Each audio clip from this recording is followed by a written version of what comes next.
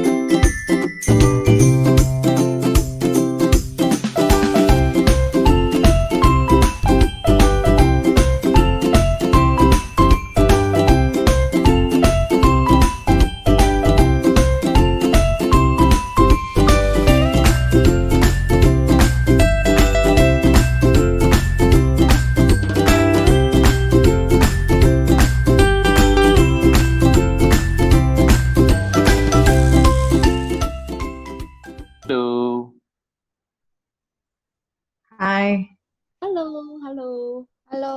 coba udah ada sore. siapa aja nih? Hai, Kakak Halo, Dia, Kak halo, Prisil, Karnel. Halo, Kak Renita. Oh, coba-coba. halo Kak Ronald. Sapa-sapaan dulu semuanya, apa kabar? Halo, Apa kabar baik. semuanya? Semoga sehat Iya semuanya nih, ya. harus Iya, sehat, harus Harus sehat. Kita sehat. sehat bukan hanya buat kita, tapi juga buat anak-anak kita. Ya, Betul. oke. Jam 3 lewat sedikit. Oke, kita akan mulai. Jadi semuanya selamat datang. Selamat datang di We Talk. Ini adalah sebuah program talk show online. Ini kan new normal. Jadi yang sekarang kayak begini pun menjadi normal ya. Jadi We Talk ini tentunya didukung oleh LV Penthouses and Residences by Alam Sutra. Jadi di We Talk ini kita akan membahas berbagai macam topik mulai dari bisnis, kesehatan, sampai dengan hobi di setiap minggunya ya. Nah, kali ini bersama kakak-kakak cantik dan hebat di episode kali ini, kita bakal membahas mengenai topik ya, let's make holiday fun for kids during pandemic. Gitu. Jadi bagaimana kita sebagai orang tua menemani si anak di masa liburan, kan liburannya beda. Nggak kemana-mana. Di rumah aja. Jadi nggak ada Bali-Balian, nggak ada. Yang namanya Jepang-Jepangan, Australia, nggak ada. Di rumah aja. Tentunya kalau kita sebagai orang tua kan dengan sadar, dengan pengertian karena sudah dewasa, ya udah terima nasib. Anak-anak kan belum tentu. Ya, anak-anak belum tentu. Itulah yang akan kita bahas kali ini. Bagaimana caranya anak-anak liburan, modenya udah mode liburan, nggak kemana-mana. Nah, bagaimana di rumah bisa tetap menyenangkan buat mereka, anak-anak kita yang liburan, ya. Ini berarti semua di sini udah pada orang tua kan? Kakak dia udah orang tua kan, Renita, Mbak Priscil juga udah ya? Udah ya? Orang tua. Tapi karena supaya jiwanya muda, makanya aku panggil kakak semuanya hari ini. Oke, jadi ini hari ini yang akan ngobrol bersama saya di We Talk ini ya.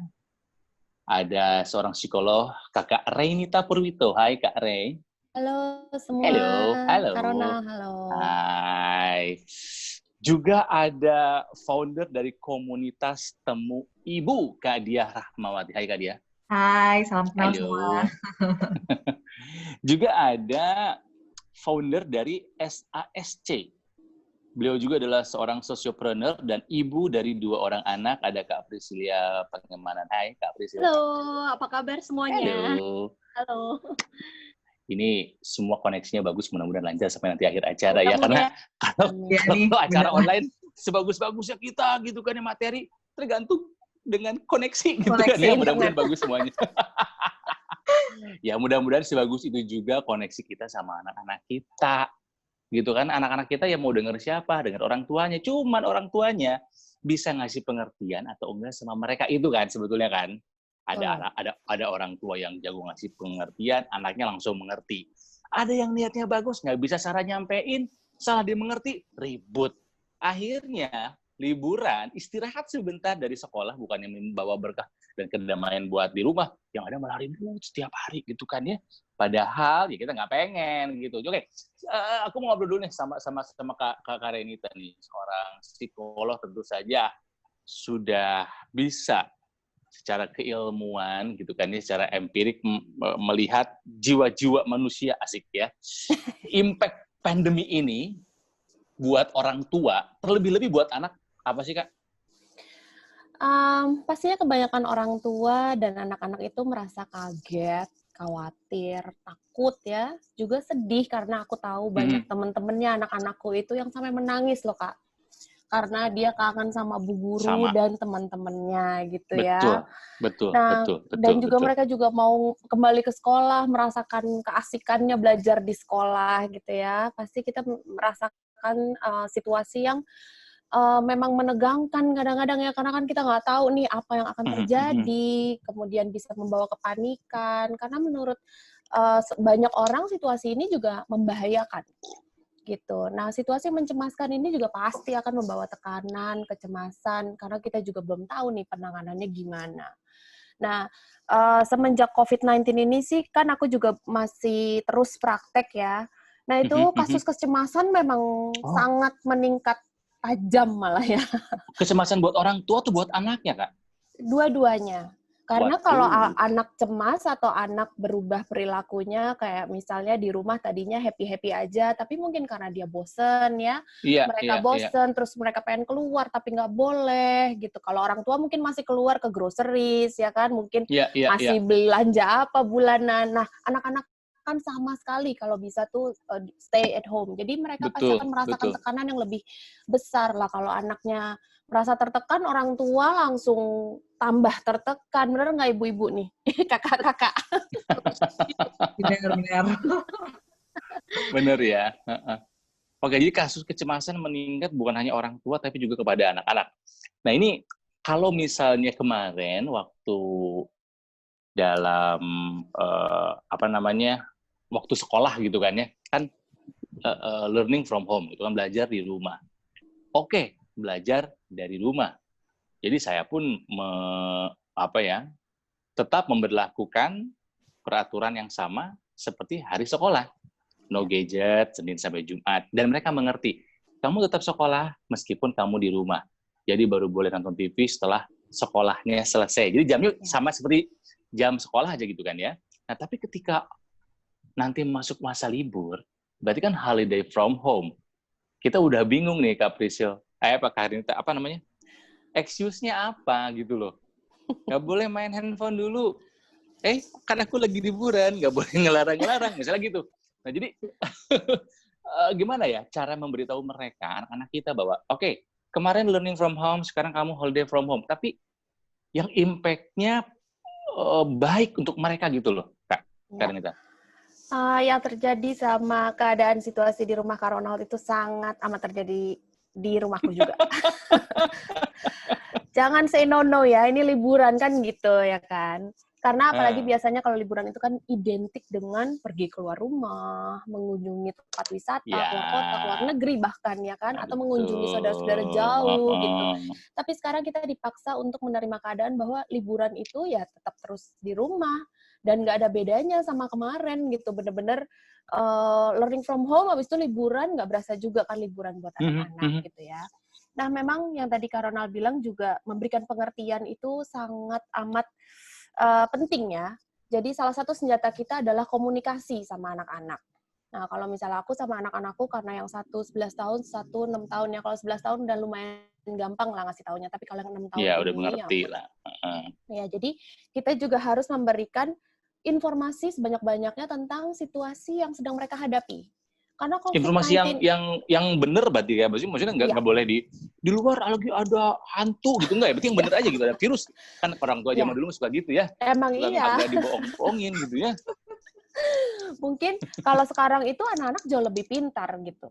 Ya, mungkin kalau misalnya kita nggak mengkomunikasikan tentang COVID-19, mereka akan dengar tuh dari teman-temannya, dari gurunya, dari mungkin teknologi yang udah ada ya.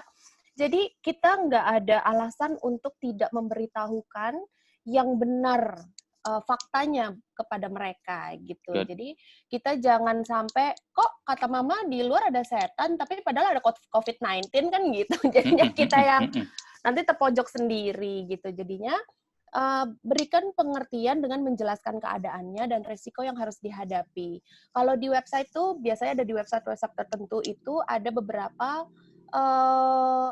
guidance ya untuk memberitahukan ke anak tuh seperti apa, bahasanya seperti apa. Bahkan mereka juga memfasilitasi dengan gambar-gambar yang memang bisa dimengerti dengan anak-anak. Nah, itu karena kita udah orang tua yang canggih banget nih ya, kita kan dekat banget nih sama teknologi. Jadi kita juga harus menggunakan kesempatan itu untuk menjelaskan apa yang perlu kita jelaskan kepada anak kita supaya lebih ngerti gitu. Oke. Kalau Kak Dia gimana di rumah, anak-anak gimana? Udah ada semacam protes nggak boleh keluar rumah selama ini? Oh iya, of course. Kebetulan anakku itu umur 2 tahun nih. Jadi dia tuh kalau misalkan sore, dia tuh kayak punya kebiasaan main di playground gitu, di dekat komplek rumah gitu. Nah, otomatis dia Oke. ketemu teman-temannya gitu kan.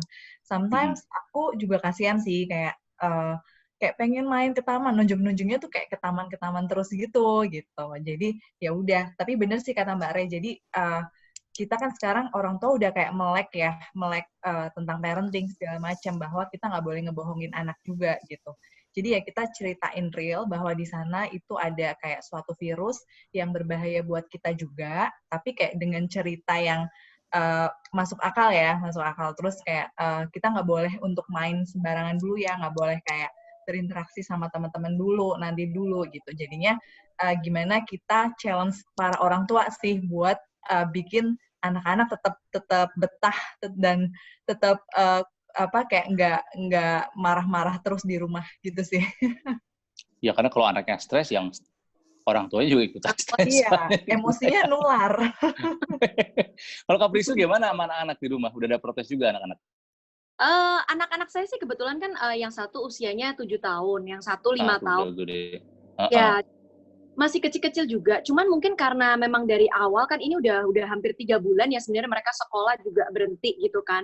Jadi untungnya juga ketika waktu dikasih tahu sekolahan tutup segala macam, kita memang dari awal jujur ngomong dan kita jelasin betul apa itu COVID. Bahkan aku sempat beliin buku waktu itu, buku tentang COVID-19 untuk anak-anak. Jadi bukunya itu nggak serem, cuman ngasih tahu cara-cara gimana sih supaya kalian tuh lebih hygiene aja. Jadi wash your hand, sesimpel itu wash your hand. Always when you cough, when you sneeze, tutup. Jadi dari buku-buku yang bergambar itu anak-anak jadi ngerti gitu. Bahkan sekarang lucunya, kalau anak aku yang gede, karena mungkin dia udah ngerti, dia lebih parno dari aku loh. Kalau aku ajakin kayak, cuman yuk kita jalan keluar aja di komplek, sepedaan bentar di depan rumah, dia nggak mau. Dia bisa, I don't want mami, I don't want, nanti ada virus. Nah, jadi malah lucu gitu, malah dia lebih parno dari saya. Jadi dia sendiri nggak mau keluar rumah, malah sekarang lucu gitu. Iya. Ya kalau anak saya tuh lucu kan, kita biasa sholat berjamaah ya. Anak saya itu apalagi yang perempuan tuh, setiap habis sholat tuh doanya kedengeran. Ya Tuhan, cepet diangkat dong virusnya, aku kangen sekolah, aku kangen temen-temenku. Jadi apa ya, dirubah rasa takut, rasa energi positifnya jadi, ya itu kalau aku sih ngajarin gitu. Yuk, kamu kalau pengen coronanya udah selesai, berdoa. Karena yang bisa mengangkat ini semua cuman Allah, cuman Tuhan. Doa, itu membaca terus. Betul nggak gitu caranya, Barin, itu salah satunya? Setuju banget ya, Kak Ronald ya, karena kan anak-anak itu kan ibaratnya masih polos, jadi apapun yang kita kasih tahu, apapun yang kita ajarin, itu mereka akan telan bulat-bulat begitu, akan terima aja gitu. Jadi aku juga melihat COVID-19 ini mungkin memang waktu yang tepat untuk kita sebagai orang tua bisa merefleksikan selama ini kita seperti apa. Mungkin ada yang sibuk kerja, jadinya anaknya agak kurang diperhatikan. Tapi sekarang itu, ya kan, 24/7 kita ada di rumah, jadi kita bisa, oke, aku mesti ngapain ya, gitu. Nah, tadi pertanyaan Kak Ronald tentang liburan, buat aku sih intinya ya, anak-anak itu ketika orang tuanya merasa senang berinteraksi sama mereka, permainan apapun jadi menyenangkan gitu. Jadi bukan apa yang harus kita kasih mainannya ke anak, tapi bagaimana kita menciptakan suasana yang menyenangkan supaya anak-anak tuh berinteraksi sama kita tuh nggak yang kayak, aduh mama marah-marah mulu ya gitu. Jadi permainan apa aja sesuai sama usianya. Misalnya kalau anak yang Mbak Dia kan pasti lagi main mungkin apa ya boneka-bonekaan Iya, kayak atau main peran dia suka banget main sih. peran ya gitu. Iya. Tapi kalau misalnya anaknya Kak Sisil, Kak Priscilla maksudnya itu mungkin lebih ke apa namanya bereksperimen, mungkin dilihat dari YouTube ya kan, atau membuat sesuatu yang memang menunjukkan apa curiosity-nya mereka gitu. Nah kalau misalnya anakku nih yang udah agak lebih besar lagi 11 tahun itu lebih suka mengeksplor interest-nya, kayak misalnya dia suka anime tuh. Nah sekarang jadi dia kerjaannya Ya. aja kayak gitu Kak Ronald. Iya, sama di rumahku juga yang kakaknya yang 10 tahun kemarin dibeliin mainan robot-robotan yang dirakit sendiri jadi gitu kan ya.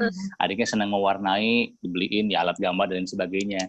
Ya gitulah, pinter-pinternya memilih aktivitas, kegiatan di mana mereka bukan hanya main juga tapi belajar juga sih kalau aku pengennya begitu. Gitu kan betul ya? Setuju. Setuju. Nah, ini aku mau ke Kak Diah dulu nih. Founder komunitas Temu Ibu. Apaan sih komunitas Temu itu, Kak Diah? Iya, jadi itu aku bikin kayak 2 tahun yang lalu sih. Itu based on my experience. Jadi dulu setelah lahiran aku tuh sempat ngalamin baby blues. Nah, iya, jadi sebelumnya itu aku kayak udah pede banget karena kayak dari sisi kayak offline event, kayak persiapan melahirkan, kayak pas hamil itu aku mempersiapkan banget. Jadi aku pede banget nih, habis lahiran aku nggak kena apa-apa, pasti bahagia gitu.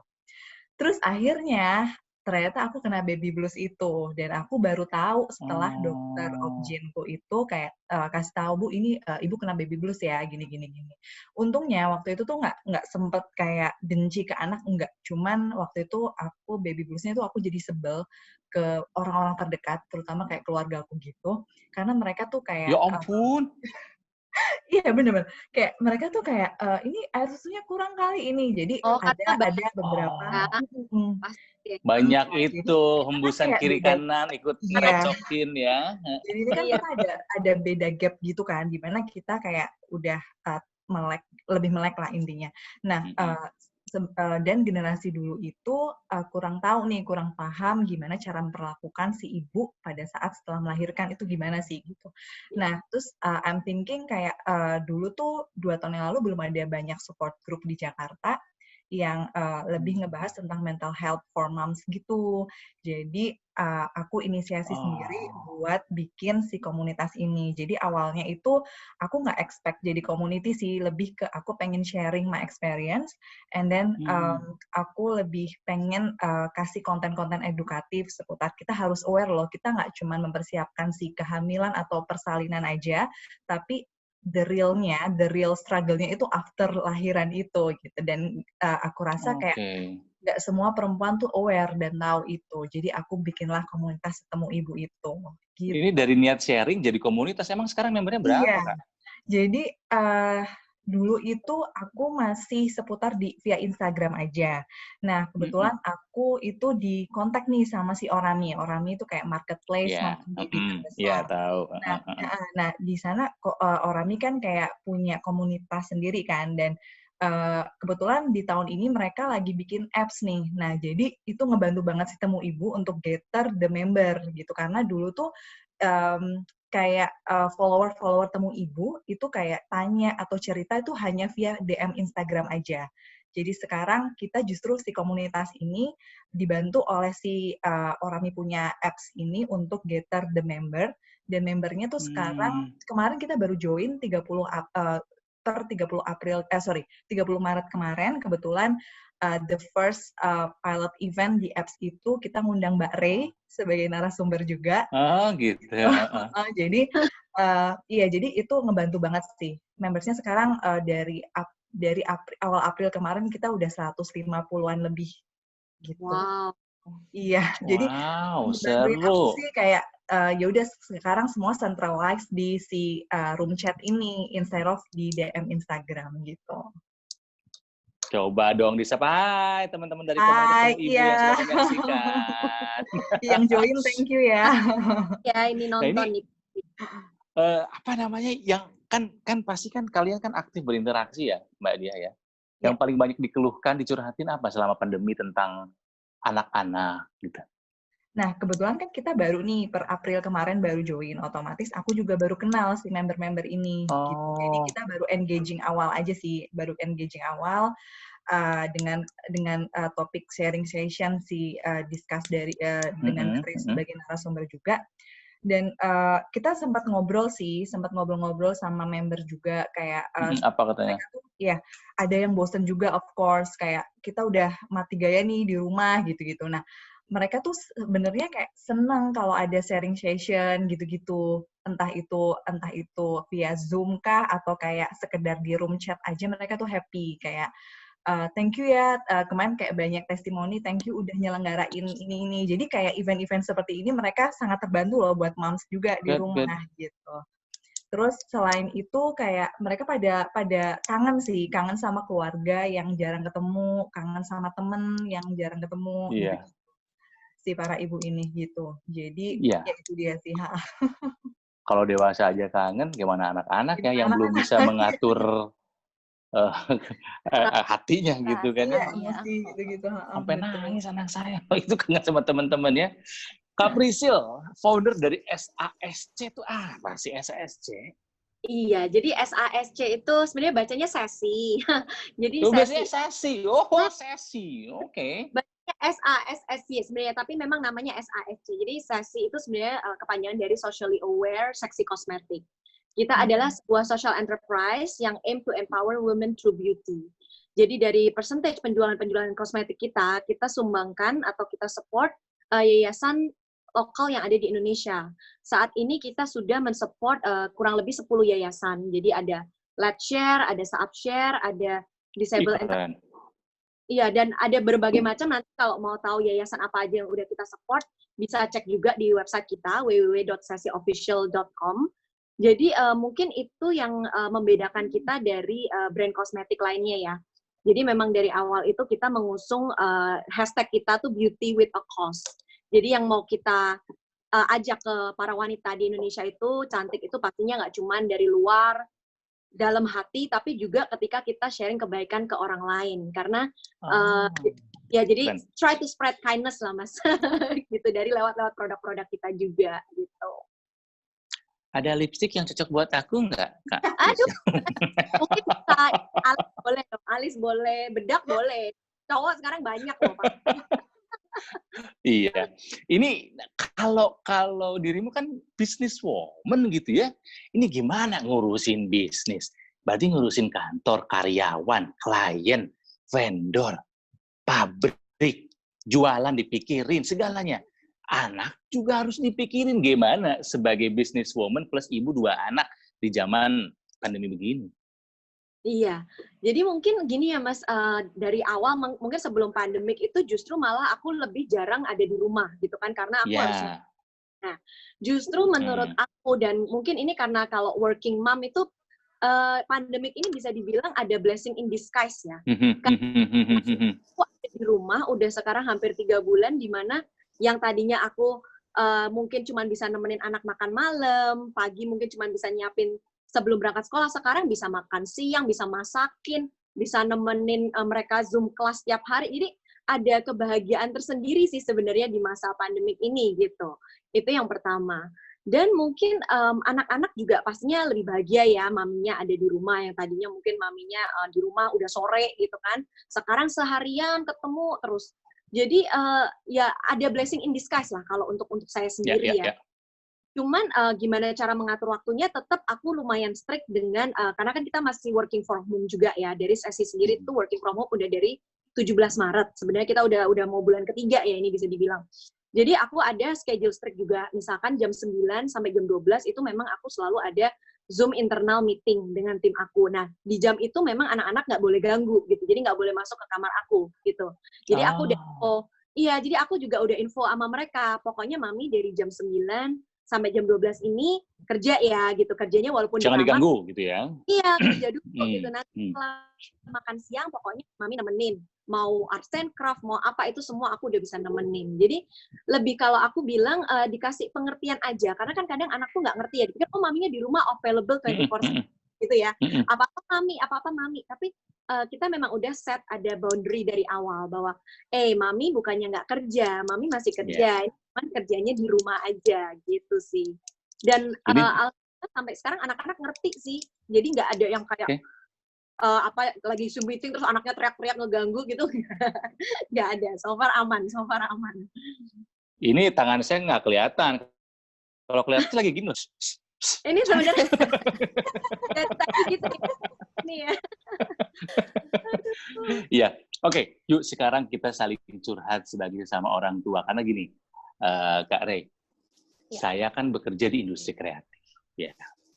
Jadi otak kreatifnya jalan terus, termasuk untuk hal parenting. Jadi kerjasama sama istri, bagaimana bikin situasi yang tidak menyenangkan ini harus menjadi menyenangkan buat kami, sebagai orang tua, buat anak juga ya. Jadi, oke, hari ini menunya apa? Di luar deh. Habis jemuran kita sepedaan di daerah komplek. Oke, besok kita ngerakit Lego. Besok kita main board games, gitu kan ya. Tapi di satu titik mentok. Udah semua. Udah semua. Jadi bener-bener di satu titik itu bilang, astaga, ngapain lagi besok? Itu bener-bener sama istri lihat-lihatan lama. Nah, itu gimana Kak Rey? Karena bener deh, sekreatif-kreatifnya saya, pada satu titik mentok bikin rumah itu menyenangkan buat si anak. Gimana caranya tuh? Iya, itu juga kejadian sama aku ya. Jadi maksudku gini, Karona. Kegiatannya itu sebetulnya nggak perlu yang benar-benar oke main ini, abis itu besok olahraga ini, abis itu besok ngapain lagi, gitu ya. Kalau misalnya emang kita mentok, diskusi sama anak-anak gitu ya. Enaknya kita hari ini main apa ya nak ya? Enaknya hari ini kita ngapain ya? Jadi kita juga dapat masukan dari si anak. Ya, jadi si anak tuh dilibatkan aktif ngasih masukan juga. Yang tadi pertama kali aku bilang, komunikasi itu pasti akan menyelamatkan kita sebagai orang tua. Jadi kalau misalnya kita mentok nih sendiri, kita ada istri atau suami. Habis itu kalau suami istri mentok, pasti kita punya anak-anak. Jadi kita tanya aja, anak-anak zaman sekarang kan, aku maunya main ini gitu. Kalau misalnya emang jenis permainan mereka yang menurut kita kira-kira memang belum bisa direalisasikan, aku selalu cari mainan-mainan yang zaman dulu aku suka mainin, kayak misalnya kartu. Itu anak aku umur 6 tahun, aku ajarin main kartu, walaupun cuman kayak rangkulan, ya kan? Terus sama banget. Itu killing time banget kan. Zaman dulu kita nggak ada teknologi, kita main kartu bisa berjam-jam gitu sebagai anak-anak. Nah, terus udah gitu kalau misalnya punya yang namanya bekel atau misalnya congklak gitu ya. Oh ya, diajarin lagi? Iya, jadi permainan-permainan daerah juga kayak ini dulu mami tuh tradisional, benar. Jadi maksud aku mereka juga nggak mengenal hanya permainan yang canggih-canggih aja, tapi mereka juga mengenal, oh dulu mamiku nih main ini, oh papaku main ini gitu. Plus yang satu lagi yang pasti anak-anak itu pasti akan menikmati adalah yang berhubungan sama musik. Ya kan, either itu piano atau gitar atau cuma kayak tepuk tangan habis itu kita sambil nyanyi-nyanyi gitu loh. Jadi anak-anak tuh akan jadi maksud aku yang pengen aku katakan adalah nggak perlu alat, tapi dengan gerakan kita, dengan suara kita, dengan caranya kita ngomong juga sebetulnya bisa membuat mereka lebih seneng gitu. Wah, ini insight nih. Di satu sisi saya mengambil keputusan semuanya sendiri dengan harapan udah deh anak tahu main aja deh, tahu fun. Ternyata saya miss anak harusnya diajak ngobrol ya. Aduh, terima kasih. Insight-nya bagus sih. Kalau Kak Diah gimana di rumah supaya fun? Mentok juga kayak saya nggak bikin suasananya jadi rame gitu. Iya, oke. Jadi kebetulan kan aku sehari-hari sebelum COVID kan aku kerja nih full time working mom di kantor gitu. Jadi di satu sisi pas working from home kayak privilege juga sih buat aku gitu, karena kesempatan aku sendiri buat lebih mengenal anak ya gitu. Jadi karena sehari-hari anak tuh sama eyangnya, sama ada pembantu juga sih gitu. Jadi pas awal-awal COVID ini aku udah kayak siapin kayak mom survival kit gitu loh. Jadi kayak Oh gitu. buku-buku, Sharing dong ini. buku-buku, terus kayak aku ke Gramedia kayak beli buku-buku, alat tulis, terus kayak pensil warna, krayon, cat air, Udah gitu-gitu. buyingnya tapi alat-alat Iya, terus dan grocery. habis itu kayak Play-Doh gitu-gitu kan. Terus kayak sampai dia tuh suka yang namanya 2 tahun kan kayak lagi kayak pengen penasaran sama apa yang dia pegang kan. Kayak misalkan Ya. ya makaroni lah, kayak misalkan kacang-kacangan gitu-gitu, dan bagus buat sensorinya juga kan. Jadi aku sampai beliin itu kayak tepung maizena, pewarna makanan gitu-gitu. Jadi aku udah kayak siapin while aku misalkan kerja, habis itu kerja di rumah, habis itu kayak misalkan ada waktu break, aku bisa main sama dia ini gitu. Jadi aku nggak bingung. Plus sekarang kan kayak udah banyak nih di misalkan let's say di kayak banyak yang nyediain kayak IG live gitu tentang kayak misalkan live kayak musik anak kayak gitu-gitu, terus kayak exercise buat anak atau sekedar dancing, aku kayak pantengin tuh di Instagram mana nih yang lagi ada activity gitu-gitu, terus aku kayak jadi aku sama anak yuk kita ngedance bareng ya, kita olahraga bareng gitu-gitu, dan dia suka sih gitu. Sama iya paling dia lagi suka itu sih kayak bermain peran gitu. Jadi misalkan kalau aku udah kehabisan apalagi nih ini gitu, ya udah kita ambil boneka atau apa, kita mainin ini yuk gitu-gitu. Udah. Gitu sih. Jadi survival kit for mom is really important juga. Iya bener ya. Jadi survival kits, ya untung di rumah sih udah lengkap sih. Jadi di rumah aku tuh ada satu section memang buat anak. Jadi kata kasarnya kalau mau ngeberantakin di situ nggak apa-apa. Iya. Ada tempatnya sendiri ya, ada Mas tempat ya? khusus. Iya, karena kalau misalnya enggak kan kemana-mana ngeberantakin ya kan. Ini masuk di situ, berantakin, tapi habis selesai diberesin lagi dan alhamdulillah nurut ternyata mereka ya. Kalau Kak Priscil gimana? Kan anaknya 2 nih, udah pada mulai bisa protes tuh 7-5 tahun tuh. Kalau anak saya sih kebetulan 2 cewek cowok kan. Mereka banyak main berdua ya. Jadi untuk selisihnya nggak terlalu. Ya justru aku merasa beruntung ya karena anak aku selisihnya nggak jauh. Jadi memang mainnya ya kurang lebih masih sama lah ya, walaupun satu kok. Tapi mereka akur-akur aja sih. Jadi aku nggak perlu beruntung sekali. Jadi mungkin ini survival kit-nya kalau mau punya anak lebih dari 1 gitu ya. Jadi mereka bisa main sendiri gitu. Enggak. Kita nggak usah pusing gitu kan. Dan cuman mungkin ada juga di mana aku sebenarnya mau nanya juga ke Mbak Rey ya sebagai psikolog gitu kan. Kadang kan kayak dalam kondisi pandemik ini gitu kan, anak-anak kan memang kayak yang tadi Mas Ronald juga bilang gitu. Gimana sih caranya sebenarnya supaya anak itu kadang kan mereka kan udah mau nggak mau udah mengenal gadget ya, karena dari mereka sekarang e-learning tuh nggak, mereka jadi on screen-nya lama ya kan. Karena ya mau nggak mau itu sekolah gitu kan. Tapi takutnya tuh keterusan gitu. Mereka jadi suka gadget nih. Sekarang jadi tiba-tiba yang dulunya mungkin jarang pegang iPad aku, tiba-tiba sekarang udah sekali pegang tuh, Mami boleh nggak sekarang lihat YouTube sebentar, lihat apa, ngerti kan? Jadi yang kayak gitu-gitu. Sama. Jadi kan sebel gitu. Aduh, no, ini cuma buat sekolah. Tapi kan kadang susah ya ketika kita ngomong, no, ini cuma buat sekolah, bukan buat main. Tapi kadang tuh masih susah gitu kita untuk menjelaskan ke anak gitu. Gimana nih, Kak Rey? Oke, Kak Priscilla. Jadi supaya mereka tuh gadget hanya untuk sekolah, tapi mereka tahu batasannya gitu loh. Jadi gini, kalau yang kita sebut susah itu, aku suka nyebutnya itu mereka belum terbiasa. Karena situasi ini itu butuh yang namanya adaptasi. Mereka e-learning juga baru kemarin pas COVID ya, jadinya kan mereka, kayaknya gadget keren juga nih, bisa ngobrol, bisa apa. Jadi mereka ketertarikan terhadap gadget tuh pasti akan lebih besar. Dan ketika ketertarikan lebih besar, jadi mereka keinginan untuk berinteraksi dengan gadget itu juga pasti akan lebih besar gitu. Nah, mungkin kalau misalnya sekarang minta-minta gadget terus, ya kita memang harus men-set up jadwal ya. Kayak misalnya yang udah aku jelaskan. Yes. Khusus untuk sekolah, kalau Senin sampai Jumat, karena Sabtu Minggu aku liburin, jadi mereka boleh megang gadget untuk nonton segala macam ya. Khusus dari Senin sampai Jumat, itu hanya untuk sekolah, dan di luar itu kita sama sekali nggak boleh pegang gadget. Enaknya soalnya anak-anakku kan udah 2 ya, maksudnya udah umur 6 tahun yang paling kecil, jadinya kan lebih gampang gitu loh. Kalau mungkin yang 5 tahun atau anaknya Mbak Dia juga 2 tahun mungkin belum pegang gadget ya, itu tuh akan lebih susah untuk di-separate sama gadget gitu. Dipisahkan, ya. Gitu, sama anaknya Kak Ronald kan juga masih kecil juga ya, 4 tahun. Yang kedua berapa tahun ya? Aku 10 dan 6. Oh, 10 dan 6, oke.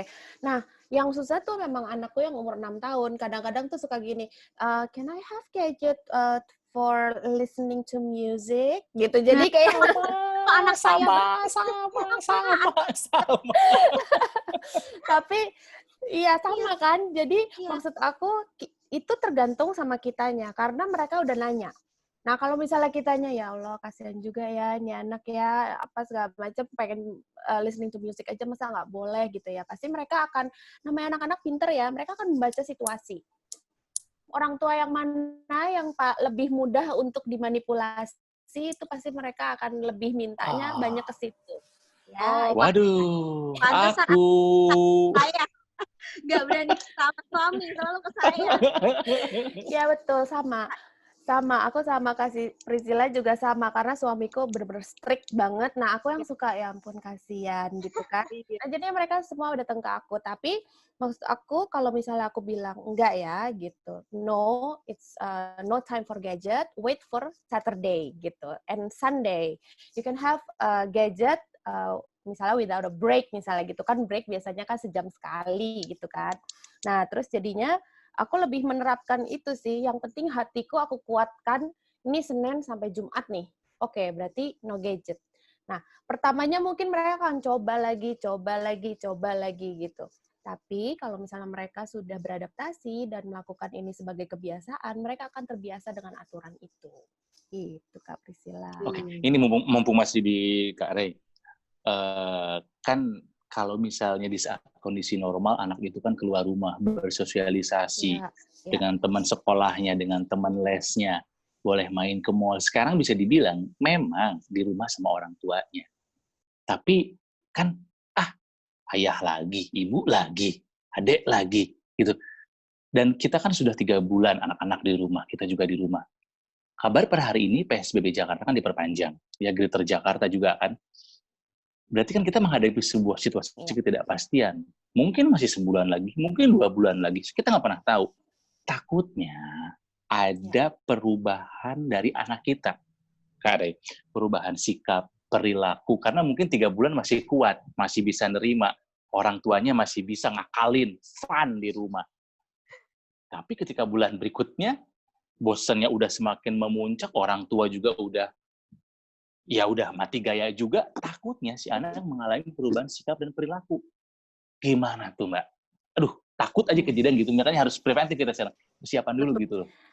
Ya, preventif boleh, Kak Ronald. Tapi ketakutannya itu jangan disimpan-simpan. Karena sebetulnya yang membuat kita stres, yang membuat kita tertekan, itu adalah ketakutan kita sendiri. Belum tentu sebetulnya anak kita akan melakukan atau memiliki perubahan sikap atau perubahan perilaku. Mungkin aja anak-anak kita lebih kuat daripada apa yang kita pikirkan. Nah, jadinya buat si orang tua nih ya, kalau misalnya anak mau happy, orang tuanya tuh harus happy dulu.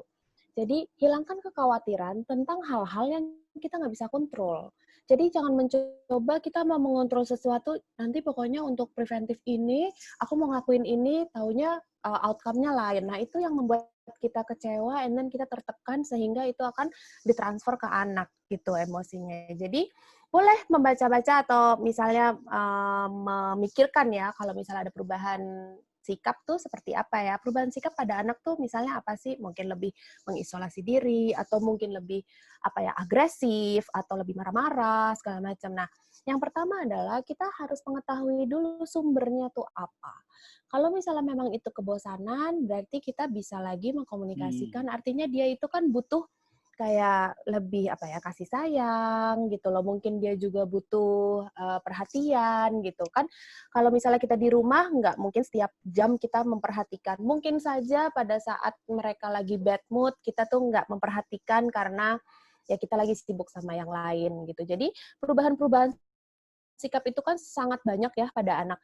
Nah, tugas kita adalah untuk mengenali dulu perubahan sikapnya seperti apa, apakah memang ini urgent, severe atau enggak, lalu sumbernya tuh apa, sumber masalahnya apa. Bisa aja bukan karena bosen, tapi bisa aja karena mungkin dia marah sama salah satu anggota keluarga mungkin gitu. Nah, jadinya sambil kita cari tahu masalahnya apa, ya kenapa Kak Ronald? Itu diajak ngobrol aja gitu supaya anaknya cerita gitu. Kalau aku gini, kalau aku itu dari kecil, dari umur mereka 3 tahun ya, masing-masing 3 tahun, aku selalu mendorong anakku untuk menceritakan atau menggambarkan suasana hatinya. Jadi kalau ibu-ibu kita tahu ya, mungkin bapak-bapak juga tahu ya, kalau misalnya anaknya udah mulai cemberut, udah mulai kayak malas gitu, nggak termotivasi diam gitu. Nggak mau ditanya itu gitu ya. Itu aku gini, what do you feel? Apa yang itu? Pasti kalau misalnya anak yang baru-baru ditanya kayak gitu, I don't know, nggak tahu. Aku nggak tahu, karena mereka juga nggak tahu. Nah, kita bisa bantu dengan mungkin kamu ngerasa sedih. Kenapa? Kamu ngerasa marah? Atau kamu ngerasa sebel sama siapa? Jadi kita jelasin tuh semua perasaan-perasaan yang mungkin bisa dia rasakan. Gitu. Atau kamu merasa bosan gitu. Nah, baru nanya, kenapa kamu bosan? Atau misalnya, kenapa kamu marah? Mami salah, atau Dedi salah, atau siapa yang salah. Jadi kita, emang panjang sih sebetulnya prosesnya. Karena memang mendidik anak itu kan nggak bisa langsung 5 menit langsung jadi gitu ya, pasti tahunan gitu. Nah, dalam rangka tahunannya ini, dorong anak untuk bisa menggambarkan suasana hatinya. Sehingga ketika sekarang mereka umur 6 sama 11 tahun, aku tinggal nanya, kenapa Kak? Gitu. Nah, dia kan bisa cerita sendiri. Udah terbiasa cerita ya. Iya, gini loh. Ya, terbuka. Benar. Jadi terbuka komunikasi. Jadi ngajak ngobrol itu benar-benar menyelamatkan kita untuk doing the right and the happy parenting gitu, Kak. Agree sih, agree. Ya, gimana Kak Priscil mau nambahin nggak? Mungkin aku agree sekali ya ini dengan Kak Rey ya. Jadi memang dari parenting itu menurut aku juga memang keterbukaan, transparansi, komunikasi ke anak tuh sangat penting. Walaupun kadang orang pikir anak gue masih umur 2 tahun lah, diajak ngomong paling juga nggak ngerti. Tapi sebenarnya mereka tuh ngerti loh. Ngerti. Jadi growing, saya tuh lebih banyak ngobrol ya. Pasti kayak cewek kan, dia juga genit. Kalau aku ke mana dia lebih suka ikut tanya ya, misalkan apalagi aku kan jual kosmetik gitu kan, dia lebih suka mami boleh cobain nggak gitu itu tuh in a way lucu amat. iya lebih heboh dari aku nanti. Ya jadi dan nggak nyangka ternyata dengan komunikasi aku sama dia terbuka kayak temen dalam tanda kutip ya seperti teman, itu sampai sekarang dia umur 6 tahun, kalau sama saya tuh ngobrolnya dia kesannya mature banget. Banyak yang bilang, anak tuh kok dewasa banget ya. Bisa kayak diajak ngobrol kayak temen, beneran. Dan aku bisa curhat ke dia juga, mami lagi ini nih, gitu-gitu. Lucu. Di situ sih bahwa, ternyata memang bagus gitu ya, era keterbukaan ini gitu. Gitu. Kalau Mbak Diah di komunitas Temu Ibu, banyak yang suka curhat tentang komunikasi sama anak nggak? Karena kan nggak semua orang bisa lancar berkomunikasi dengan anak. Mungkin nih ada seorang yang kerjanya adalah seorang motivator misalnya. Wah, dia jago berbicara di depan ribuan orang, jago memotivasi orang. Tapi ketemu anak, dia kadang ada loh yang nggak bisa berkomunikasi dengan baik.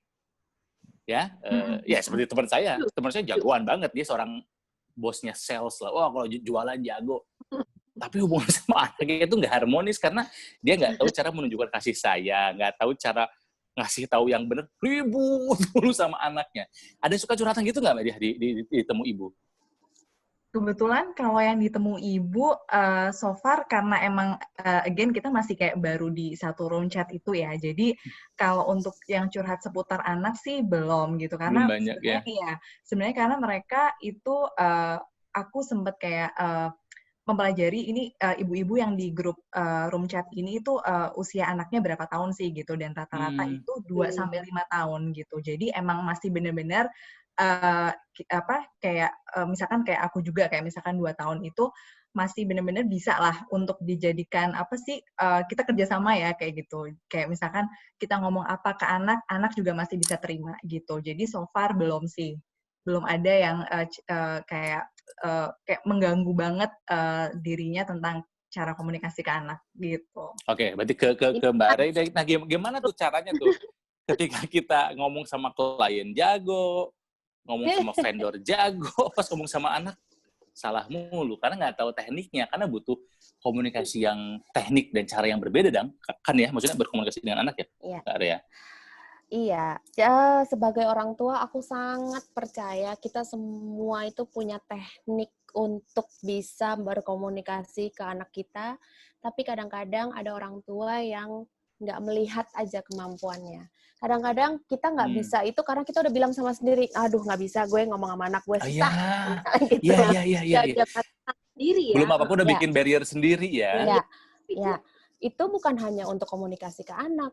Percaya deh, kalau misalnya ke Kak Dia sama ke Kak Priscilla gitu ya, yang emang womanpreneur gitu. Kalau kita set batasan ke diri kita sendiri, apa kita bisa melakukan sesuatu yang lain? Kan pasti nggak bisa ya. Ya, kita betul. udah benar-benar, aduh mentok nggak bisa lah, aku bukan businesswoman, aku bukan womanpreneur misalnya gitu. Pasti gagal. Begitu juga komunikasi sama anak.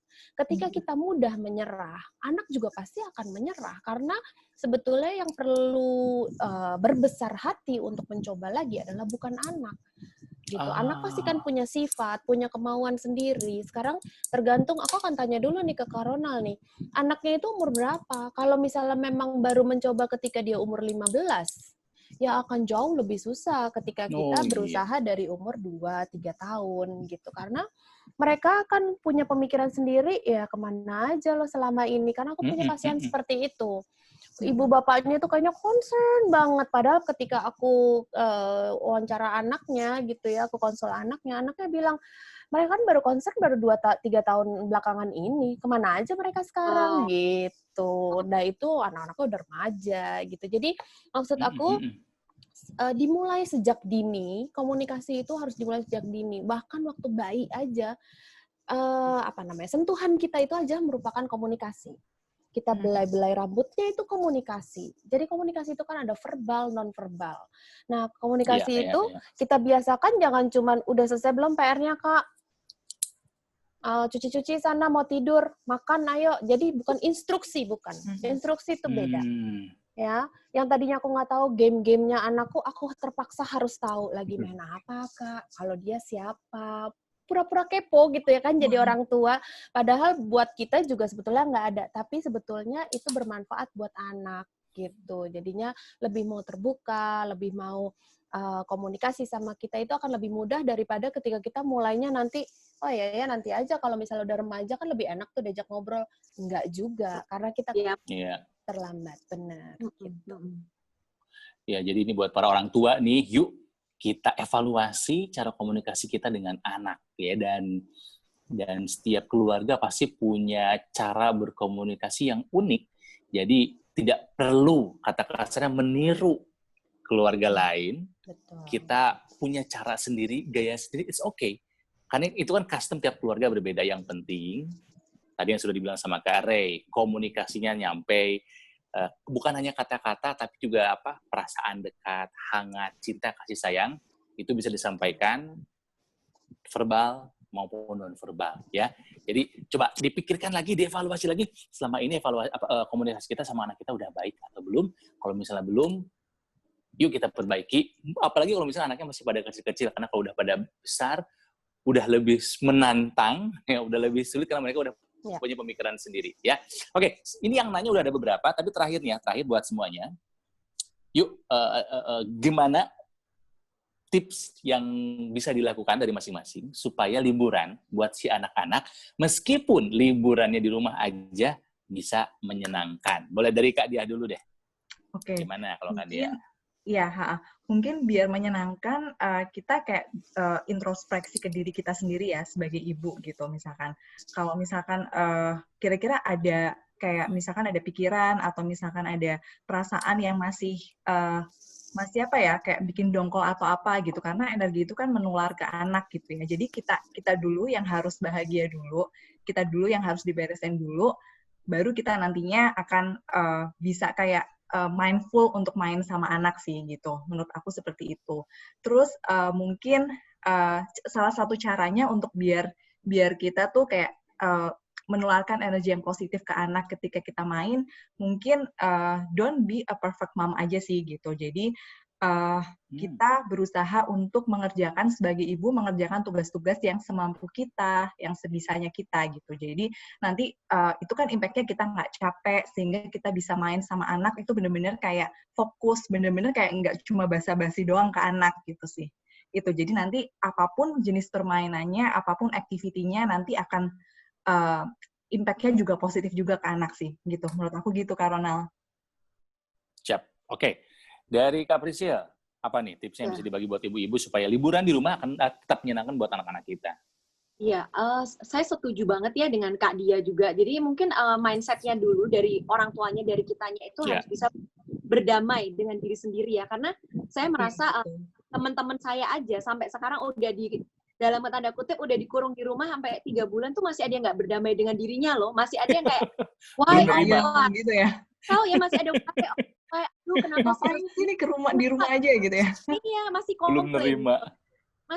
Masih komplain dalam tanda kutip, kenapa ini harus terjadi begitu. Padahal menurut saya semakin cepat kamu tuh bisa menerima, berdamai dengan diri sendiri, itu kamu membawa energi positif ke keluarga, ke anak, ke suami. Jadi kita sebagai istri nggak gampang komplain gitu. Mungkin di awal-awal saya sendiri juga lumayan shock ya waktu ini terjadi, pastinya bisnis saya juga terimpact, yang tadinya ada retail store tiba-tiba tutup semua retail store, omset turun, itu kan pasti dongkol banget dalam arti. Tapi setelah saya pikir-pikir, ini semua terjadi di dunia gitu ya, bukan cuma kita ngomong negara kita atau gimana, ini skala besar, ini memang seluruh dunia harus berdamai dengan dirinya masing-masing. Jadi intinya sesuatu yang beyond our control udah nggak usah dipusingin gitu kan. Yang ada lu malah nggak happy hidupnya gitu. Jadi setelah saya berhasil berdamai dengan diri saya sendiri, menerima keadaan ini di rumah terus nggak apa-apa, itu dimana saya bisa mulai menyalurkan energi positif saya ke anak-anak. Jadi lebih sabar sama anak-anak ya kan. Jadi lebih berasanya ada semacam, kalau aku ya malah guilt gitu. Aduh, kasihan anak-anak gue, kok gue yang komplain mulu ya. Gue kemarin komplain. Anak-anak ini juga kasihan. Kita diisolasi, mereka kan juga sama sebenarnya ya. Bahkan mungkin kita masih bisa telepon-telepon teman, masih ada Zoom meeting. Mereka sama sekali nggak ada. Jadi di situ aku mulai berpikir kita nggak boleh egois gitu. Sebagai orang tua, kita harus gimana caranya kita tuh harus bangkit, kita be a happy mom, dan hopefully our kids juga lebih bisa happy. Dan aku setuju banget tadi perkataan dari Kak Re ya, kalau nggak salah, aktivitasnya tuh sebenarnya nggak gitu dipermasalahkan ya. Anything, I think itu jadi suatu game atau suatu aktivitas. Lebih dari attitude kita sendiri sih yang harus diubah gitu. Iya. Nice. Oke. Kak Re, terakhir apa yang bisa kita lakukan nih orang tua nih, ya, supaya liburan si anak nih yang bakal datang sebentar lagi tetap menyenangkan. Again, aku setuju banget sama yang Kak Dia dan Kak Priscilla itu share, karena emang itu yang hari ini aku pengen tekankan ke semua ibu-ibu, dan nggak cuma ibu-ibu aja, tapi bapak-bapak juga. Tapi ketika kita sudah melewati itu, kita udah menerima, nah aku tuh pengen membuat liburan aku dan keluargaku lebih menyenangkan dengan melakukan 1 hari 1 project misalnya gitu. Kayak misalnya hari ini aku pengen anak-anakku bisa mengenal masakan nasi goreng misalnya gitu. Nah, itu akan membuat ada satu motivasi bahwa hari ini nih aku belajar lagi 1 skill nih, anak-anakku maksudnya. Jadinya nggak mesti memasak, tapi apapun itu. Misalnya bahkan dalam membereskan kamar, terus udah gitu membereskan mainannya mereka gitu. Jadi aku akan selama liburan 1 bulan ya, apa 3 minggu ya liburannya. Pokoknya aku nggak tahu berapa lama ya. Pokoknya selama masih liburan, aku pengen kasih satu hari 1 skill aja buat mereka, tapi kita bisa kerjain bareng-bareng gitu. Nah, jangan lupa kalau misalnya sudah udah selesai semuanya, itu aku selalu suka banget menutup dengan group hug. Karena kan berempat ya, jadi lebih gampang group hug gitu. Jadi itu akan membuat mereka merasa lebih dekat, merasa lebih di-appreciate, merasa lebih mampu sebagai anak untuk melakukan hal-hal yang menurut mereka tadinya mungkin mereka nggak mampu gitu, bersihin kamar sebesar ini gitu, sebesar kamar mereka gitu ya. Ternyata ketika kita lakukan bersama-sama, oh ternyata aku mampu. Nah, bisa? Itu bisa membuat mereka lebih percaya diri dan self-esteem-nya itu lebih tinggi gitu. Oke. Ya, jadi bisa dibilang untuk supaya bukan hanya liburan sebetulnya, supaya anak-anak kita di rumah tetap bahagia, tetap happy pada saat pandemi ini adalah the best present for our kids is our presence. Betul. Ya nggak sih? Banget. Hadiah yang terbesar buat anak kita itu adalah kehadiran kita. Kehadiran itu bukan hanya fisik, tapi sepenuh jiwa raga. Karena ada yang main sama anak, tapi main Tapi HP. pikirannya orang tuanya. kemana-mana. Betul. Jadi ketika anaknya nanya, gimana? Tadi nanya apa? Nah, itu nggak ada presence-nya di situ, ya nggak sih? Betul. Ya, jadi menurut aku sih the best present for our kids is our presence. Oke, kita istirahat dulu sebentar, ya. Ada 3 pertanyaan yang kita akan bahas setelah yang satu ini. Jadi, ini ada yang mau lewat dulu, boleh disaksikan.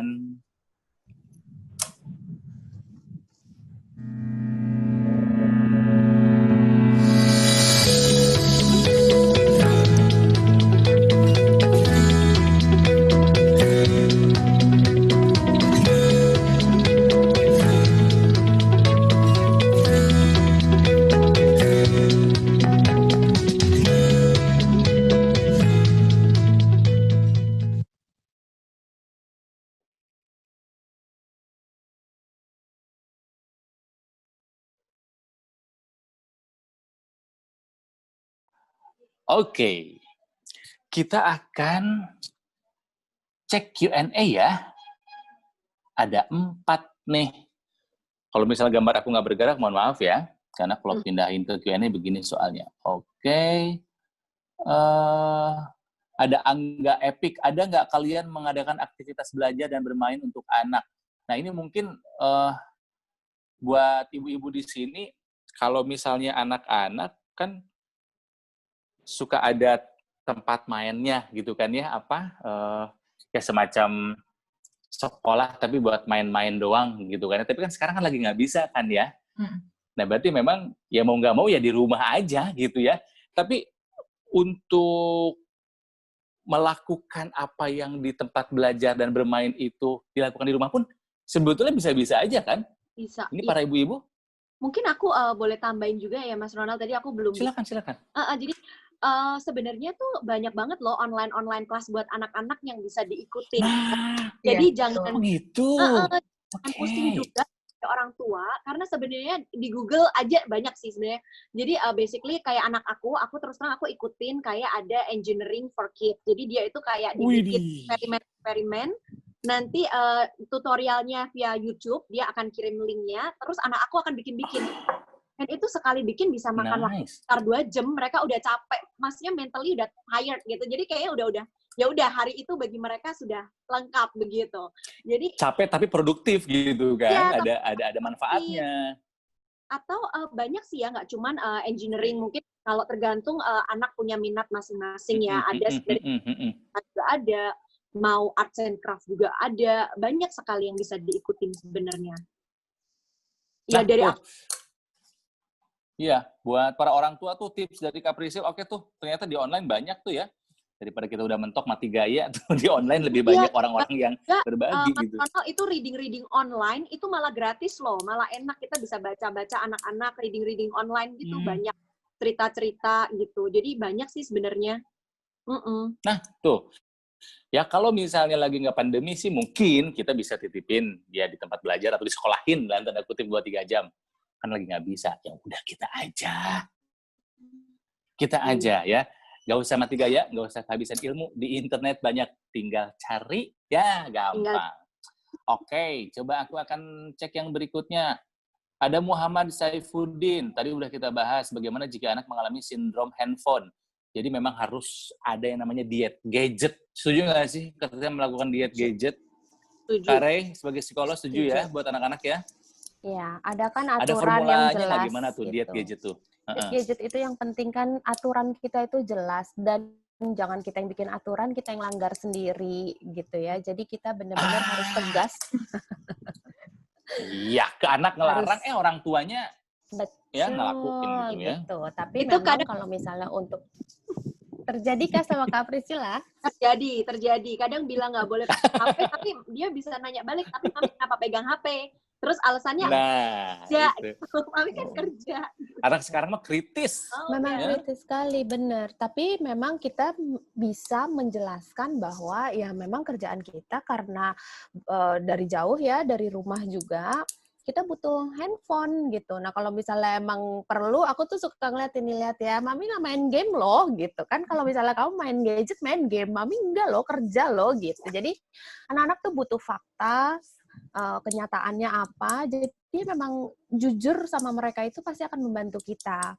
Nah, yang tadi untuk sindrom handphone itu sebetulnya hanya kebiasaan aja. Ini kan sesuatu yang benar-benar baru buat mereka. Mereka pikir mereka itu wah kayak kalau aku belajar pakai gadget berarti aku boleh bergadget ria terus nih gitu kan.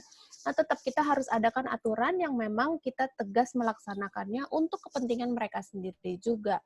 Kalau aku lebih suka menambahkan sama anak-anakku karena anak-anakku kan kepo berat ya.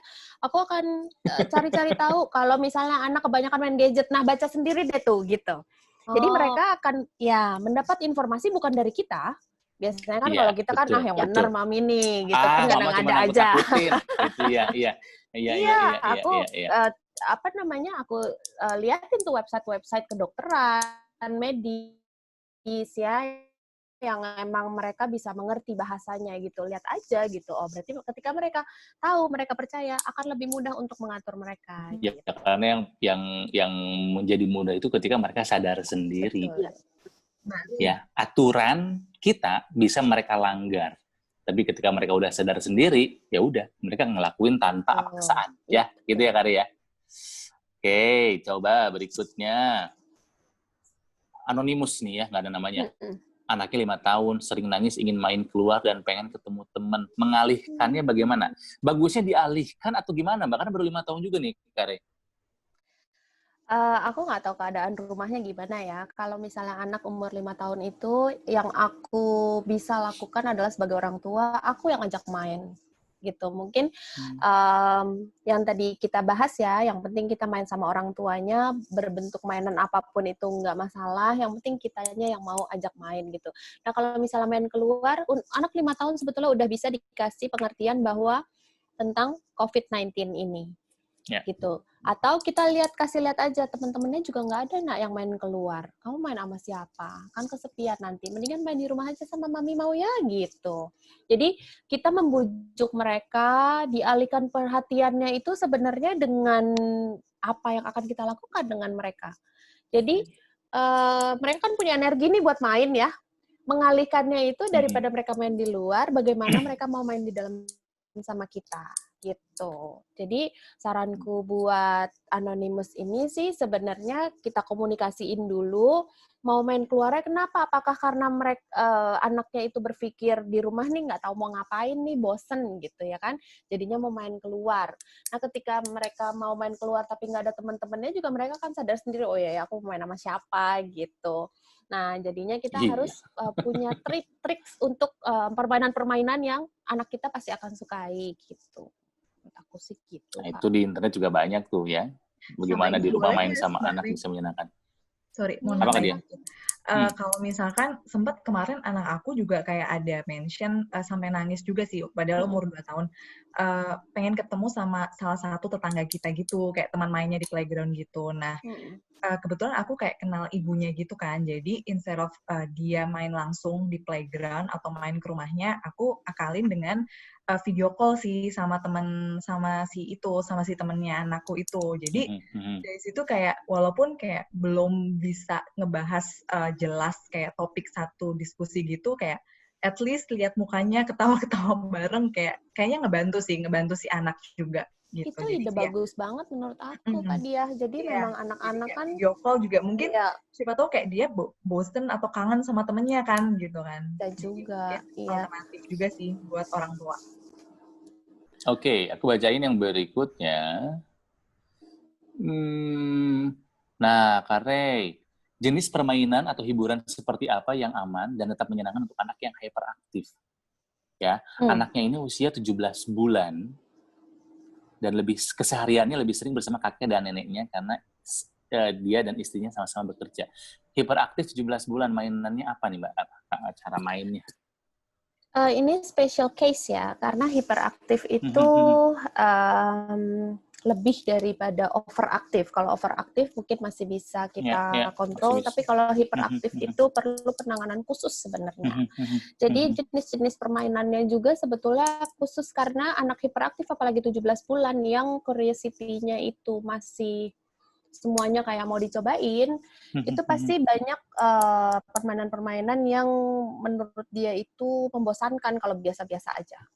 Tapi dia butuh yang emang menggugah, menantang lah ya, kayak loncat-loncat, kayak lari-lari terus nabrak, atau kayak merusak mainan gitu. Itu setahu aku kalau hiperaktif seperti itu gitu. Tapi kalau misalnya bisa kalau hiperaktifnya ini ditangani, coba dikonsultasikan ke terapisnya. Permainan-permainannya itu apa? Jadi jangan kita memberikan permainan yang anak hiperaktif sendiri itu nggak bisa mainin. Kayak misalnya anak-anak permainan yang fokus, misalnya gitu ya. Main blocks, kita kasih blocks, yang ada blocksnya dilempar-lempar gitu. Jadinya kita sesuaikan permainan-permainan yang menghabiskan energinya. Kalau misalnya bisa atau punya, itu biasanya anakku kan juga overaktif ya, tapi bukan hiperaktif. Itu biasanya aku suka bikin kolam berenangan itu lah yang cuma pakai karet gitu doang diisi air selang. Nah itu tuh seharian aku suruh main di situ waktu kecil. Dan mereka tuh rasanya udah jadi kayak permainan air, terus udah gitu mungkin kalau cukup ya di rumahnya itu permainan sepeda, kayak gitu-gitu. Jadi permainan yang memang nggak membutuhkan konsentrasi yang lama, tapi menghabiskan banyak energi. Itu biasanya yang akan diberikan ke anak. Ya, menguras energi. Itu untuk hiperaktif, gitu. Nah, jenis permainannya itu sebetulnya terlalu banyak kalau untuk di-sharing. Tapi intinya sebenarnya menghabiskan juga. Ya. Halo Kare. Oke, kita lanjut deh ke yang berikutnya. Gitu loh. Iya. Oke, nggak boleh keputus soalnya ya. Oke. Kak Diah tuh mau jadi member Temu Ibu gimana caranya? Dari Anita. Gimana tuh? Kamu gabung. Happy. Hai, dari Mbak Anita ya tadi ya. Ya, jadi ini kan si Temu Ibu belum ada apps-nya nih. Doain ya, someday mudah-mudahan bisa ada apps. Ya dong, bikin dong. Ya, amin. Terus, jadi sementara kita masih part of community-nya si Orami Parenting itu sendiri. Jadi kita masih ada di dalam Orami apps itu. Nanti tinggal di Play Store nanti atau di iOS ya, search aja Orami Parenting Apps, nanti masuk ke bagian searching, and then nanti masuk ke komunitas, nanti di situ ada pilihan Temu Ibu, langsung klik aja di situ, gitu. Jadi nanti kalau memang misalkan kurang jelas, tinggal DM Instagram @temuibu ya, nanti saya akan bantu jelaskan. Thank you. Nulisnya Temu Ibo ya, Kak Diah ya. Temu Ibo. Bahasa gaul, Ibo. Gaul banget. Ya, jadi silakan di DM aja di Instagram @temuibo, Temu Ibu gitu ya. Thank you. Ini mau udahan jadi makin banyak ini pertanyaannya. Nah, ini ada dari Kanita. Dia bilang anaknya 7 dan 12 tahun gitu kan ya. Si kakaknya ini senang kegiatan cooking dan bikin video, sama ayahnya dibolehin bikin YouTube sendiri. Isinya kegiatan mereka masing-masing gitu. Anak sekecil itu udah boleh punya YouTube channel sendiri belum sih? Gitu kali ya pertanyaannya. Gimana tuh? Menurut aku nggak apa-apa ya, Pak punya channel YouTube sendiri, asalkan memang orang tuanya tetap memiliki kontrol penuh terhadap YouTube channelnya itu, termasuk konten-kontennya, mungkin hasil search-nya, terus apa ya komen-komennya yang nanti pasti kan ada ya komen dari anonymous gitu ya.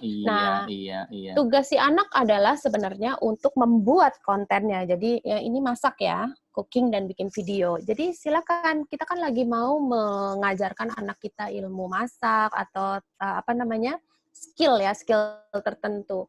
Nah, kalau misalnya skillnya itu direkam terus ditaruh di YouTube, itu sebetulnya akan menambah semangat si anak.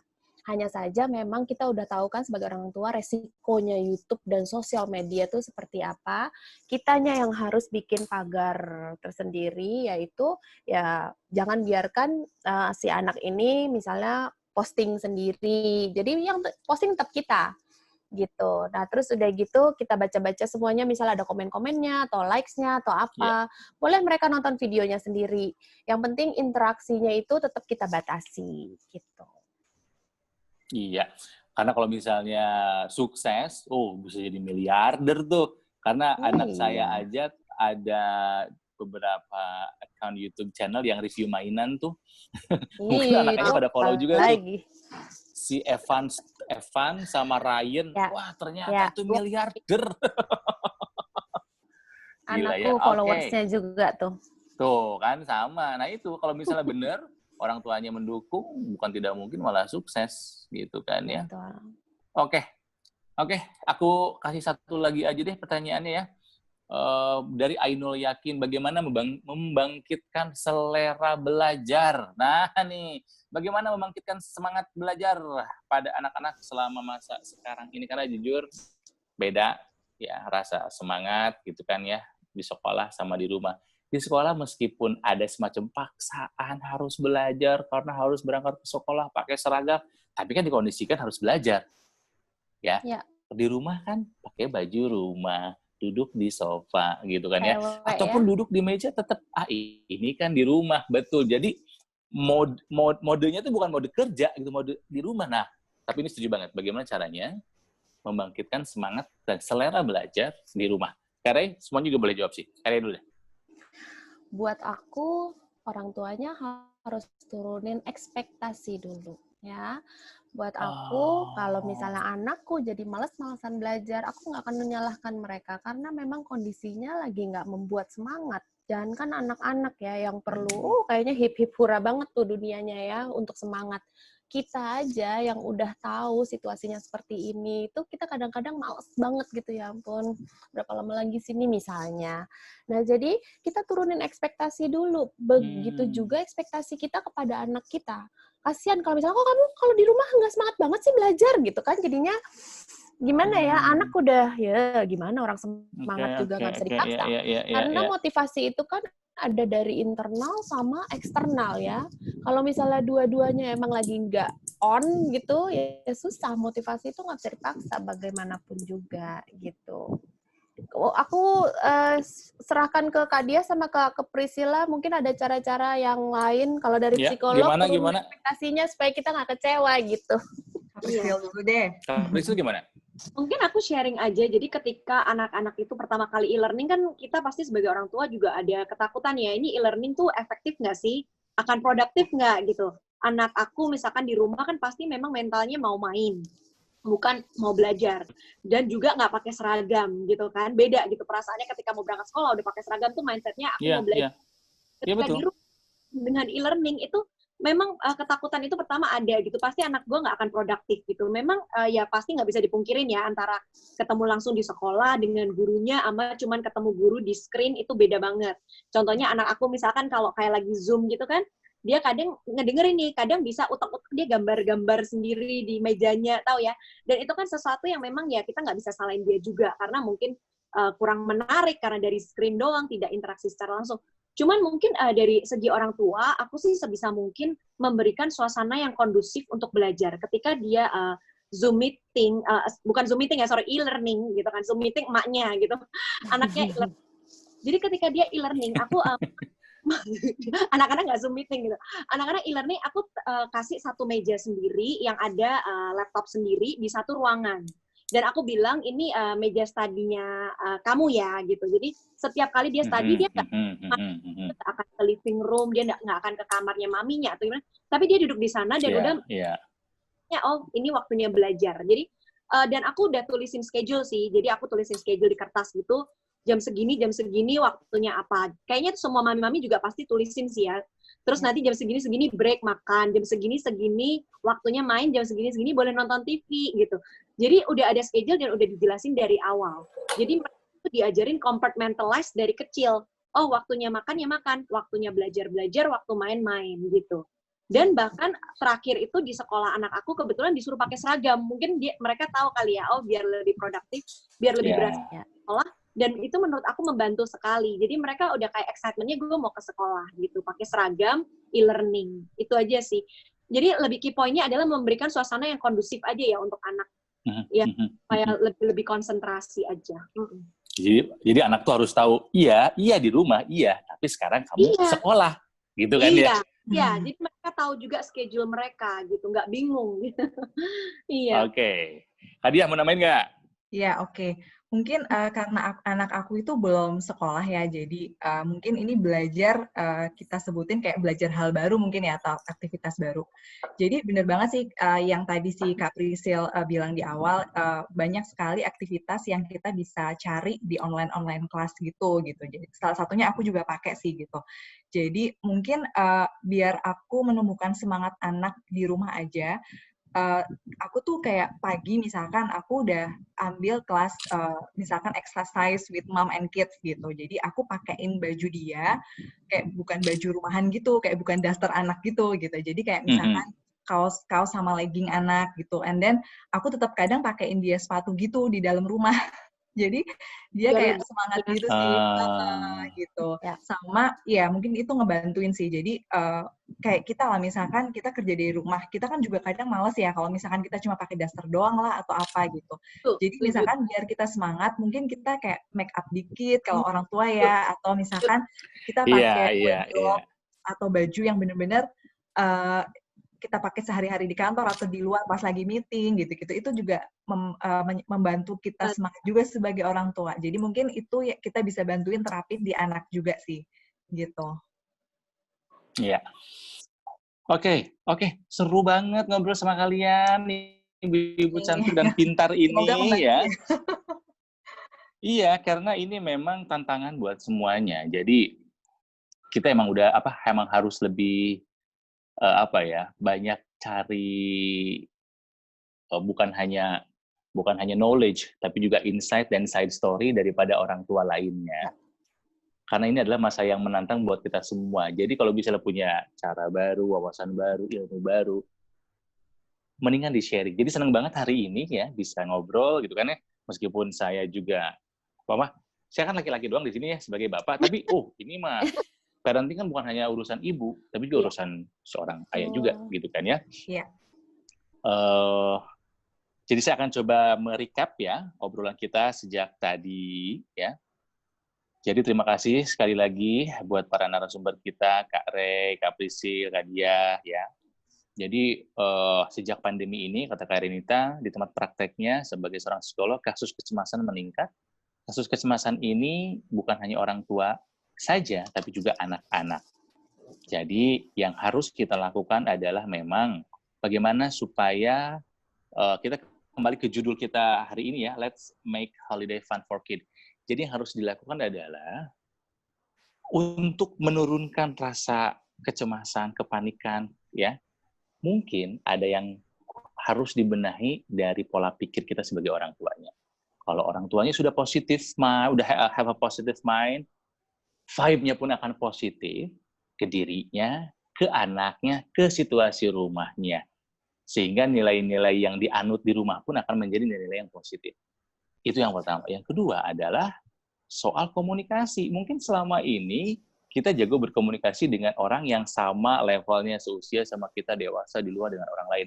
Tapi ketika kita berkomunikasi dengan anak, ternyata kita menemukan, waduh kok susah ya nyambung sama anakku. Nah, ini yang harus dievaluasi lagi. Harus dievaluasi lagi bagaimana cara kita bisa menjadi seorang orang tua yang menyenangkan. Kita awali dari komunikasi dulu. Komunikasi lancar, apapun lancar seharusnya. Ya, sehingga yang berikutnya adalah pencari masalah di rumah apa. Kalau misalnya kok situasi di rumah tidak menyenangkan, anak-anak disuruh belajar nggak mau, udah mulai murung, pasti ada yang salah di rumah. Ketika komunikasi lancar, si masalah itu akan lebih mudah untuk diketahui dan akan lebih cepat untuk ditangani. Itu kali ya. Jadi mudah-mudahan obrolan kali ini bisa membuat semua ibu, semua bapak, semua orang tua jadi tahu bagaimana caranya kita bisa membuat musim liburan yang akan datang sebentar lagi, atau mungkin ada yang sudah datang, ya gimana tergantung sekolahnya, bisa menyenangkan buat anak-anak kita. Kalau saya sekarang sedang sibuk mempersiapkan anak saya baru mau ujian minggu depan. Waduh. Jadi sekarang lagi latihan terus setiap hari. Dia akan ujian seminggu, 8-15, habis itu baru liburan. Jadi saya masih ada waktu sekitar 10 hari menyiapkan liburan mau ngapain. Untung dapat ilmu dari kakak-kakak semuanya di sini. Terima kasih loh semuanya for sharing. Sama-sama, Ya. thank you. Terima kasih Ya. Mas Kak Rey, Mbak Dia, Kak Tewa. Iya, thank you semuanya. Oke, boleh dilambaikan tangan buat semua yang nonton. Terima kasih Thank semuanya. you semuanya yang udah join. Semoga berguna. Thank you. Iya. Semoga Oke. bermanfaat. Pasti bermanfaat ini Maya. Dan kalau misalnya ini kan tayangnya ditonton di Zoom juga live di Facebook, nanti juga bakal ada di YouTube-nya kok. Jadi yang mungkin hari ini menyaksikan, ada temennya, aku nggak nonton, nanti diarahin ke YouTube-nya aja. Don't worry, pasti ada informasinya. Sekali lagi terima kasih buat Kak Rey, Kak Diah, dan juga Kak Prisil. Sehat selalu, sampaikan salam buat keluarga, peluk sayang buat si kecil ya. Dah. Terima kasih, bye-bye. Ya, semua. Bye-bye. Nah, buat episode mendatang, kami punya We Talk seperti apa yang akan diobrolkan? Ini dia.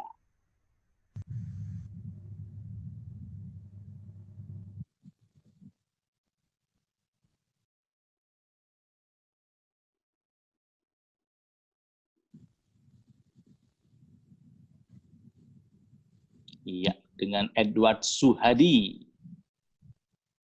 Ini orang yang kemarin bikin konten tentang COVID-19 dengan cara yang menyenangkan, mudah dipahami, viral kemana-mana.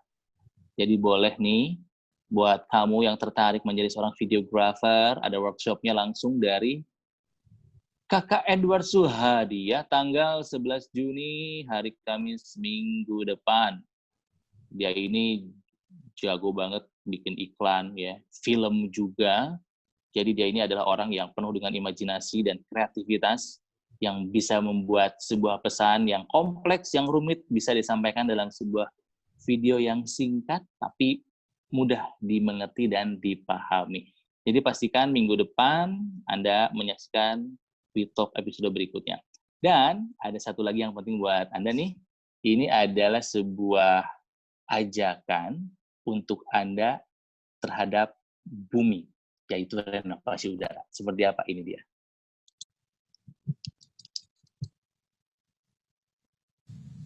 Selalu ada rasa cemas dari dulu hingga hari ini.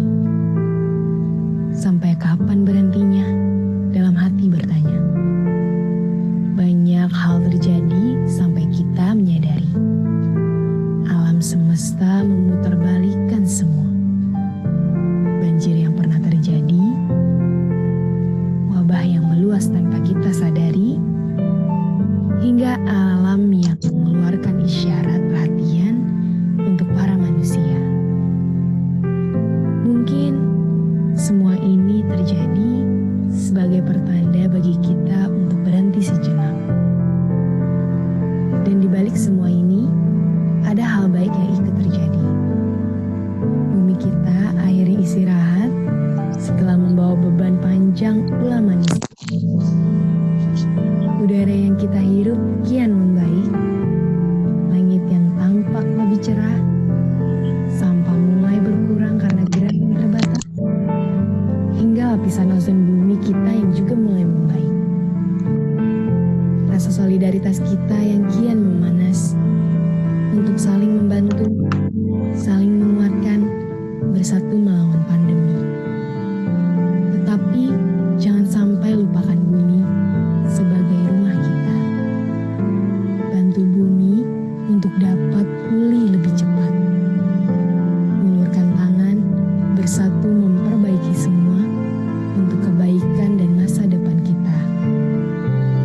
Jangan pernah merasa tidak bisa beraksi nyata untuk bumi karena di rumah aja.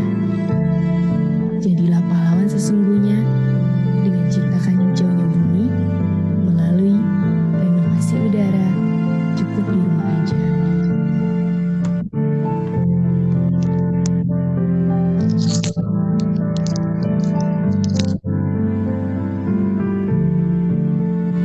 Sudah saatnya aku dan kamu mulai peduli.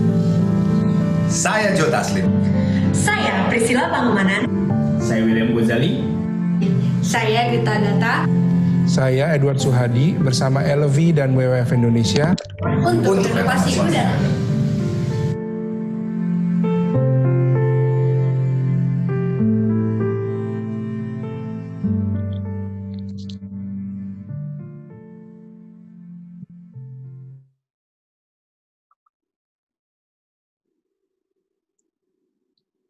Ya, LFI bekerja sama dengan WWF Indonesia memiliki gerakan bersama renovasi udara yang telah banyak melakukan perubahan ya buat bumi kita. Jadi, sorry.